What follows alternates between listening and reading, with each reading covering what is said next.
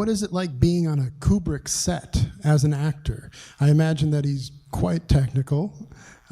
What does that do? Well, it made Disneyland look sad. It was extraordinary. I mean, all the sets, particularly the circular set. Yeah, the centrifuge was built by Vickers Armstrong. It weighed 40 tons and was several stories high and revolved at 3 or 4 miles an hour. As you know from watching it, you could get miraculous effects.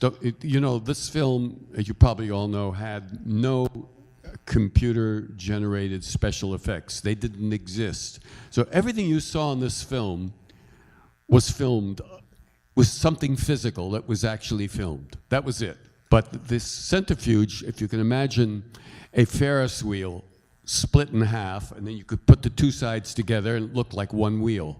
But actually there was an infinitesimal crack separating the two halves. So you could take them apart and shoot individual scenes that way. As you saw Gary Lockwood running around shadow boxing, it looked like he was running around upside down and so on. But of course, he didn't move out of place. They just revolved the wheel and he stood in place and ran.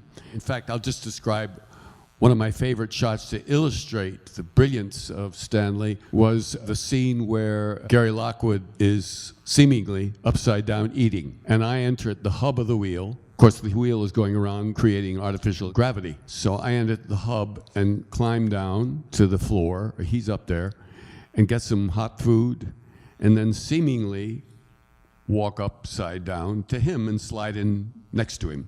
Well, of course, I didn't do that. They revolved Gary Lockwood down to me, and I just stood in place.